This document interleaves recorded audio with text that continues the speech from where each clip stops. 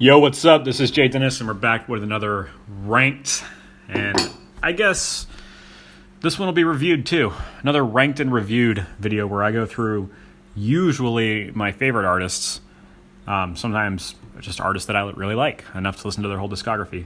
But today, it's one of my all-time favorite bands. Definitely, easily top 5 favorite bands since 2009. But I don't own any of their physical albums, and I kind of just want to do an audio one today, so it's just going to be a slideshow.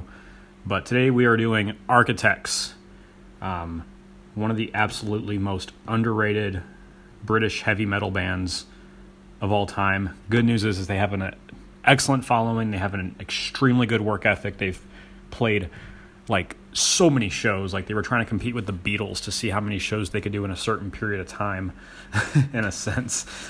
And they were monumental after me getting out of high school and how I decided that I wanted to write music, and are definitely one of the few non-nu metal bands that has a massive impact on how myself and Raptor Riot writes music. And when I did a mock ranking of their 7 albums, I ended up getting it right, but I had to go back and re-listen to all the albums just to double check, because I had a feeling it was going to be a tight race between a few albums, and it actually was. But I'm doing 7 albums, and I'm only doing the ones with Sam Carter, because that's predominantly who Architects is, in terms of the front man, is Sam Carter. I will just give a quick nod over to the Nightmares album, which was their actual first album with a different vocalist. I forgot if his name was Trevor or something. But that album's really good too. And actually, it's statistically tied with the bottom Architects album, which I gave an 8 out of 10. Again, Architects is one of my favorite bands, so their worst album still gets a great score from me. But no, Nightmares is a great album. Vocalist does a great job, and the music is great. But it's just a roided out EP. It's a 30-minute album, which by today's standards actually meets the length of an album. But back then, that's a roided out EP. And again, different vocalists, so I'm not really including that in the ranking. But for those that are a huge fan of that album, I just wanted to give you that nod. And, if that album is what led to the beautiful discography that is, Architects from, 2007 to 2018, when they put out their last album, then I'm happy with it. And again, if you listen to that album, even in isolation, away from the rest of their discography, I think you'll really like it if you like that kind of music. It has a little bit more of a Dillinger Escape Plan sound to it, a little bit more chaotic, less melodic, but it does have a lot of vintage Architect sounds in there, more so in drop C, though, than in C sharp or B or lower, which we'll get to. But anyway, without further ado, let's rank the other 7 albums. Architects, one of my favorite bands of all time. So, at number 7, we have Ruin, which is their debut album with Sam Carter on vocals. From what I read in an interview, he was kind of learning how to do vocals quickly before he stepped in and did this. Even Architect's technical worst album is still a great album. I gave this one an 8 out of 10. And it's again, Architect's just another one of those bands where their most raw old stuff is just a precursor to the greatness that was to come. If you look at the snapshot in time that Ruin was in, the late 2000s, hold on, let me actually pull up the discography. I didn't write down the years because I know most of them from memory, but I think this album came out in 2007. No, Ruin came out in 2008, it looks like. So, late 2000s, the whole deathcore breakdown scene, MySpace, all that stuff. Architects kind of just do what the hell they want to do, but of all the albums, this is the one that sounds the most like they're still kind of doing that whole dun, dun, dun, dun, dun, dun, dun, dun, dun, slow breakdown that leads up to a heavy breakdown verse. You hear that more in Ruin, and you hear little bits and pieces of the melodic side and, of course, the chaotic guitar sounds, but it's not refined here. But songs like You'll Find Safety, Save Me, and Broken Clocks, so basically track 3 and then the last 2 tracks, those songs are really great.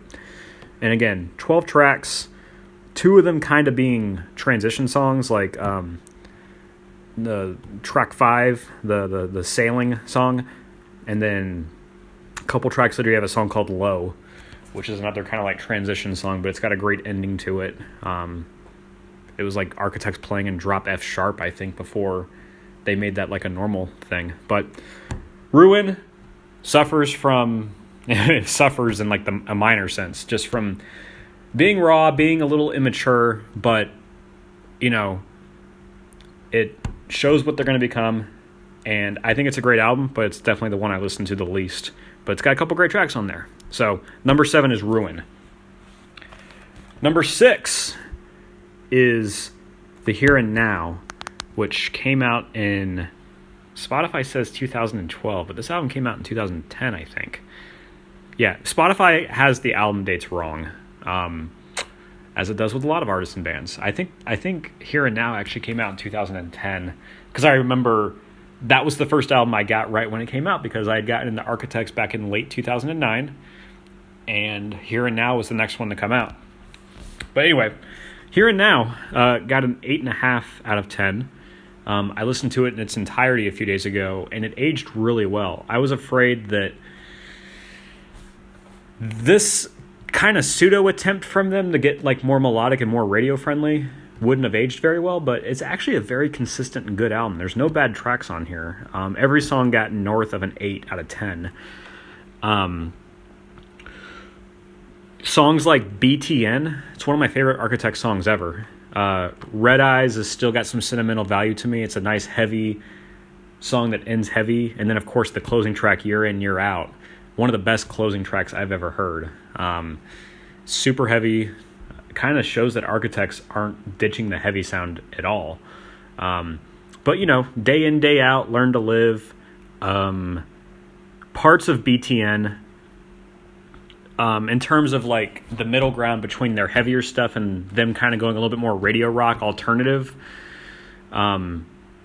they do it very well here. And I love the way Sam's voice sounds in this album. It sounds kind of loud sonically, but it sounds powerful and he sounds really good. The screaming and the singing all sound really good. They tuned up for some of the songs up to E flat standard, but it's still heavy. Delete Rewind and BTN are heavy as shit. And of course, they bring in the 7 strings or the drop G sharp for a few tracks, like Year In, Year Out, and Stay Young Forever. Ultimately, this album aged pretty well. And again, it was them kind of stepping to a slightly more mainstream sound. But one thing I didn't mention at the top of the video is Architects is one of the bands. They are a band that I have worked hard to see live as many times as possible.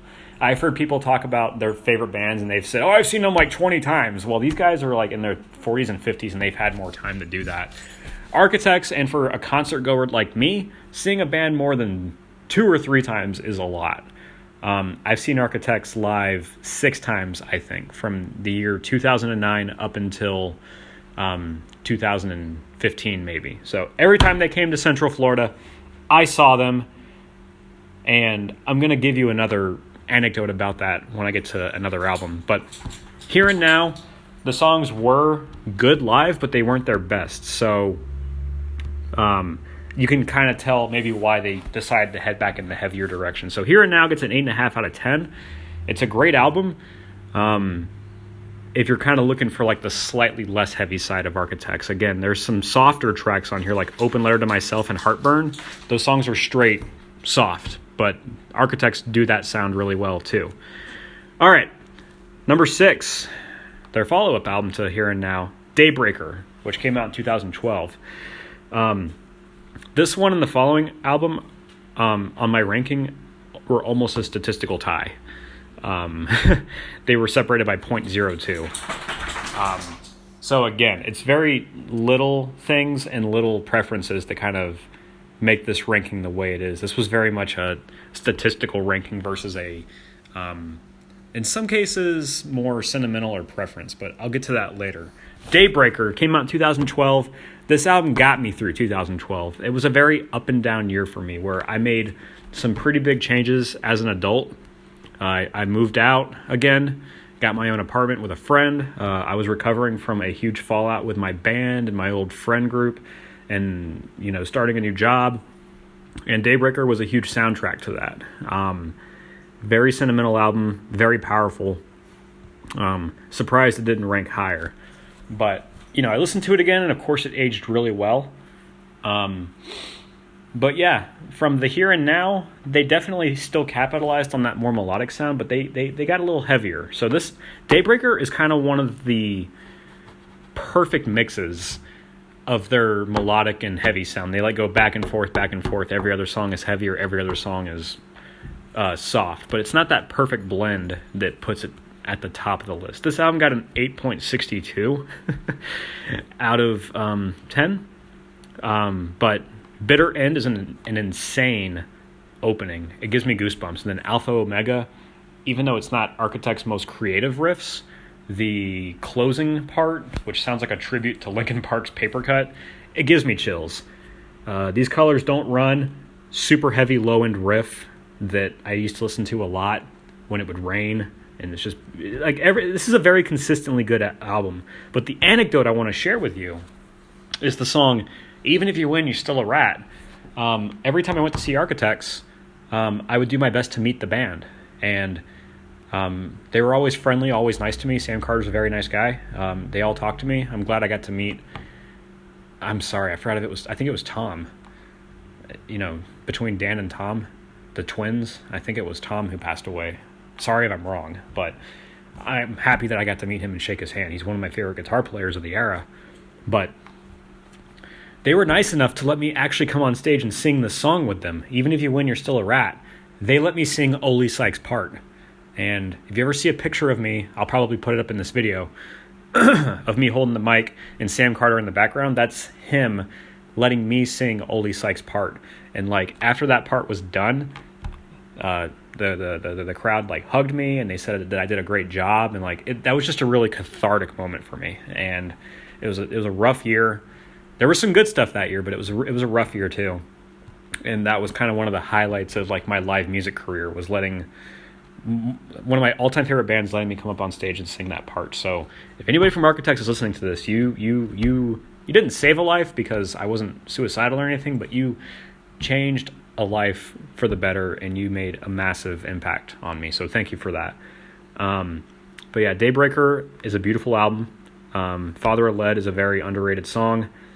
And yeah, a lot of the best tracks are at the beginning of the album, but I love Daybreaker. I think it aged really well. And yeah, thank you, Architects, for letting me sing that song with you. Even If You Win, You're Still a Rat. It's one of their best songs.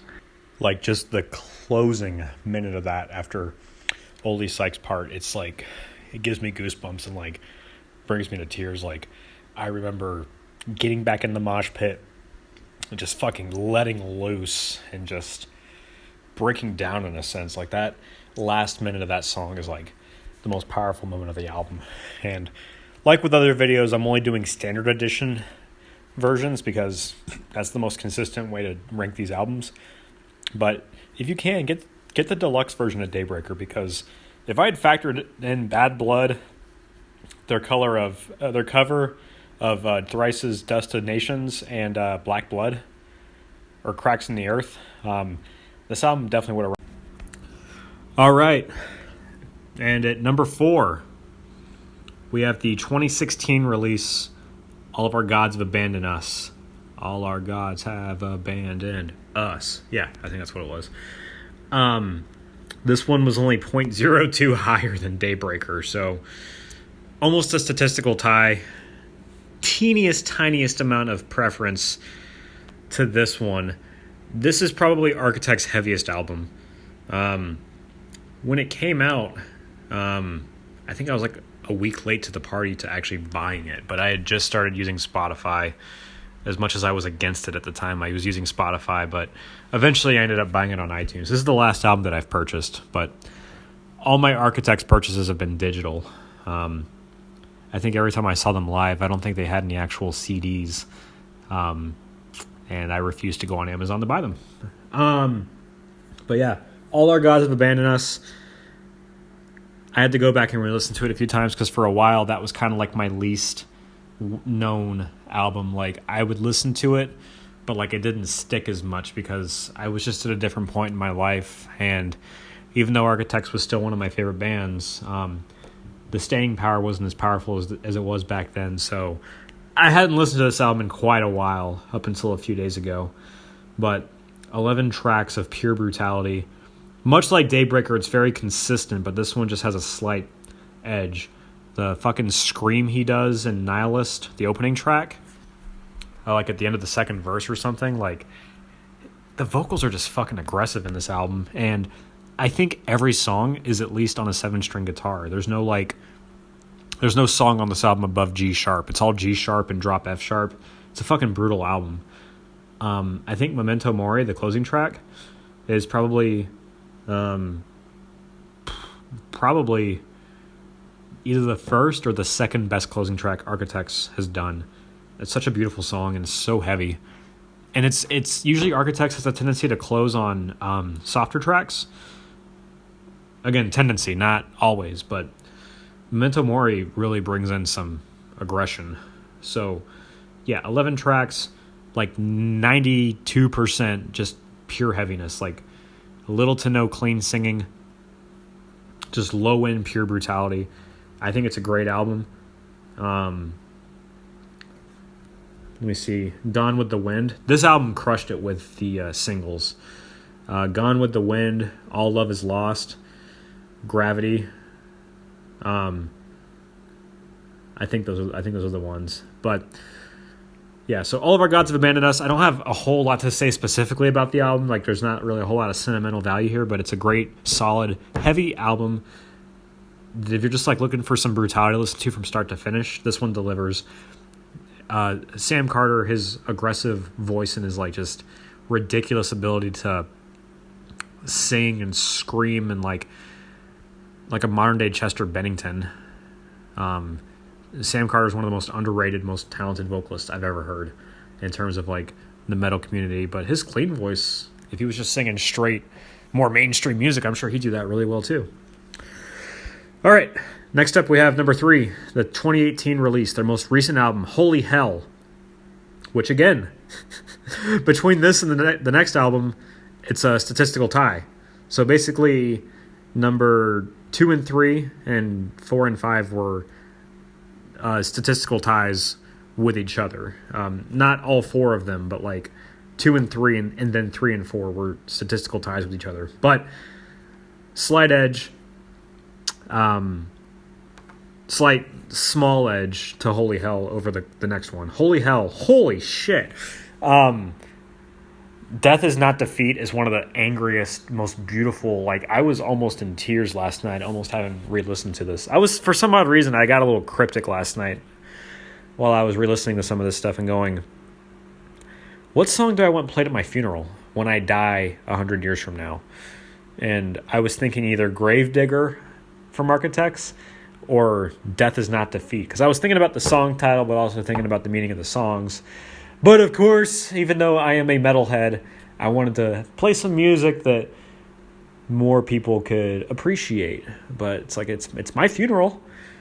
And Death Is Not Defeat is just a powerful opening track that just really makes you feel. And then the title track, Holy Hell, which is like the first song I think they've released since Ruin that is in drop B, and it is written super well. And yeah, this album got a 9.05 out of 10 for me. And again, kind of like the album before it, not a shit ton of sentimental value. When it came out in 2018, I did listen to it quite a bit. It's one of the few albums I have from Spotify that's downloaded, so I can listen to it offline. Listen to it a few times, like on airplane rides and stuff. But yeah, even though there's not a whole lot of sentimental value to Holy Hell, it is a powerful release since the death of their guitarist.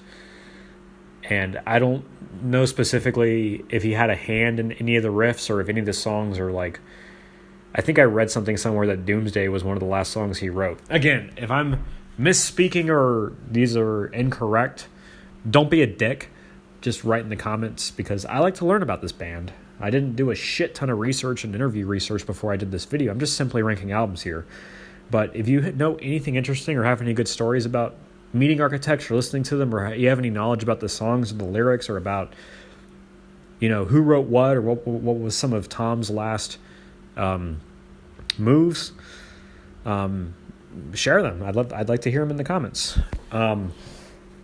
Seventh Circle is a slow, brutal track that I really, really like, with the fast metalcore drumming.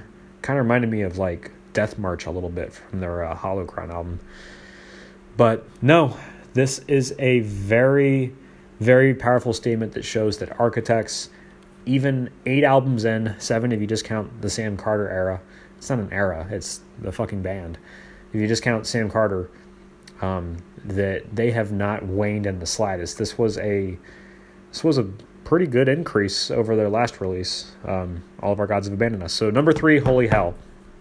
Now let's get to the top 2, the ones that I'm going to have a lot more to say about. At number 2, which was again a statistical tie with number 3, but I'm giving the slight edge to this one. The 2014 release, Lost Forever, Lost Together. And the reason why this one got the slight edge is because it fucking opens with Gravedigger. Gravedigger is one of the most... It might be my favorite Architect song. It might be my favorite Architect song. I gave that song a perfect 10. But this album just kind of opens on a more powerful note. Like the first 5 tracks are the best tracks. Naysayer, Broken Cross, The Devil Is Near, that fucking that guitar solo. It's not even a guitar solo, but it's just like a bend. Like the music writing and the storytelling with this album is just fucking phenomenal. Like they take you on a journey, a low end, beautifully melodic, heavy journey. And sure, they do that with Holy Hell, but there's just something about the way they do it with Lost Forever, because like with my other rankings, I'm looking about the place and time, the year it was released, what was going on, how potent is it, where is it relative to where the band is at, how many albums have they done. For them to put something as impressive as this, kind of like in the middle of their discography, oof, it's gorgeous. This is, in a sense, this was almost the top album, Lost Forever, Lost Together. Obviously, you guys know by now what the top album is going to be, and I'll get to that in a minute. But Lost Forever, Lost Together does sound like a more refined version of Hollow Crown. Not just sonically, because what Architects do super fucking well is the engineering, the guitar tones, the drumming, the sound of Sam's voice, the actual sound of the music and the actual sound of the recording is fucking flawless. I love it. They're playing on low-ass guitars. They're not playing in like 8 strings or 9 strings or double drop D, really going below drop F sharp that I know of. But the low end still requires proper mixing and proper equipment to make that sound as good as it does. And Architects is top tier on the engineering side of making these albums sound amazing. The low end of Gravedigger, the low end of fucking Cancer. What's another song? A lot of the songs on this album are actually in C sharp. I forget if they play in drop C sharp or C sharp standard. Some of the guitar profiles I've looked at say C sharp standard. But anyway, yeah, Gravedigger, Devil Is Near, Dead Man Walking. Just again, it's whatever they're doing in the songs, they're giving it their all. And when they're blending it too, they're blending the best melodic parts with the heaviest parts, and they're just creating an orgy of everything that I love in a band. And again, Architects, they don't have any nu metal elements, which is like my favorite genre, but Architects is definitely my favorite band when it comes to this style of music, and they've kind of created a style all their own. I couldn't tell you if this is like metalcore or mathcore, because they go a little off time sometimes, but the way Architects combine certain sounds, it's fucking flawless. And obviously there's a lot of sentimental value in this album, and there's a lot of powerful songs that were written. Colony Collapse and Castles in the Air, for some odd reason, they both just kind of remind me of like turn of the century new metal that you would hear like in Linkin Park's Hybrid Theory and stuff like that. You might be wondering how the fuck did I put those two things together, but that's showbiz, baby. That's how those things work. Lost Forever, Lost Together was almost my favorite album from Architects, but I have to give the number 1 spot to 2009's, I think it's 2009, their sophomore release with Sam Carter, Hollow Crown. And as I might show you on the screen here, the one fucking tattoo that I have is the Hollow Crown album cover. Hollow Crown, and again, I was re-listening to it the other day while I was working out at home and jogging. Hollow Crown, you cannot fuck with it in the slightest. If Hollow Crown is one of the very few albums in my life, I'm generally generous, but there's a few albums in my life that I deem flawless. You got Sum 41's Chuck album. I know I didn't say this explicitly in the Papa Roach ranked video, but I think Infest is a flawless album. Even songs like Benge and Never Enough, I think it adds to the flawlessness. Hollow Crown is added to that list. From start to finish, from first note to last note. Beginning of Early Grave to end of Hollow Crown title track.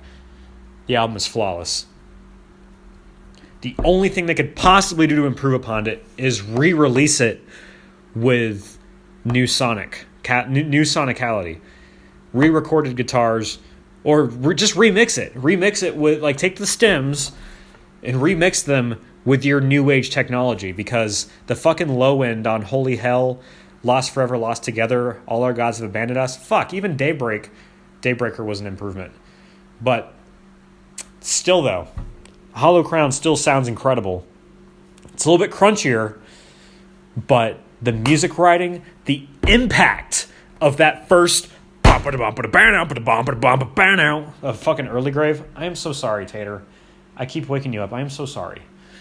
All the way to the end of the closing track. It's just a nonstop assault on your senses, and the pacing of the album is gorgeous. And again, this is their second release with Sam Carter. So for them to be this ahead of their time in 2009, and this is the album they were touring when I first saw them. The very first time I saw them was in early 2010 in Tampa, Florida. They were touring with Bring Me the Horizon while Bring Me the Horizon was, or was it late 2009? When they were touring Suicide Season. So I saw two bands, kind of, not, Architects weren't necessarily in their prime, but they were technically touring their best album, in my opinion. Obviously, they got better over time. Sam got even better at vocals, and the live sound got even better over time. But I saw two bands in their fucking prime, in a sense. Bring Me the Horizon playing their best album, in my opinion, Suicide Season, and then Architects playing. You know, they're all friends with each other, so that's why they were together. And then, of course, I saw Oh Sleeper also. But anyway, even though I didn't know who Architects were, I was like, ugh, Architects? What a fucking weird name. I bet they're going to suck. Again, this is how immature Jared thought. I just told you my real name. But they ended up being one of my favorite bands ever, because the following weekend, I went on MySpace and listened to the entire album from start to finish while playing Prince of Persia, The Two Thrones, and life was never the same again. Numbers Count for Nothing, Dethroned, Early Grave, Follow the Water. I'm about to just go through every fucking single song. We're Not Alone, Dead March. All those songs had a massive impact on how I would start to write music for my band. Like, this is just a monumental album, and the reason why it's number one is, again, because of its place in history and its impact on my life, to the point where I got a fucking tattoo of it. Even though, frankly, I don't think I want the tattoo anymore. I kind of miss just being naked. This album is just sheer perfection. And even songs before that I thought were kind of lacking, and by lacking I mean relative to the rest of the album. Every song is fucking gorgeous. But in Elegance, Borrowed Time, even, is it Every Last Breath? Or it's the song after Dead March. It feels like, I swear I've heard breath through the fossa before. Hey, that was me knocking on the table. Enough! Remove your Hollow Crown. The ranked video is effectively ruined. The ranked video is effectively ruined. Hey, it's okay. Guys, seriously. This is going to make for great content. So anyway, guys, long story short, too long, didn't read. Hollow Crown is one of my all-time favorite albums, and it is my favorite album from Architects. It is the number one album. it's a perfect 10 out of 10. Architects is one of my favorite bands, so every album got at least an 8. But Hollow Crown is in a league of its own, and the only way they could possibly improve upon it is to do like a remaster or something, but it still sounds perfect the way it is. Thank you guys for listening. I know this isn't one of the bigger bands that I've done, but they're not underground. They do have a decent following. So let me know what your rankings are down below. Let me know if any albums stuck out to you a certain way, or any songs, or if you have any stories about Architects. I'd love to hear them. They're one of the biggest influences on Raptor Riot, believe it or not. And that's why Hollow Crown is number 1, because that album changed the way that I wrote music and changed the way that I looked at guitar playing. And Architects, if you're listening to this, I love you guys. Thank you for what you do. And I hope you guys put out new music soon, because it's already been almost 2 years. 2 years. All right. Catch you on the next one.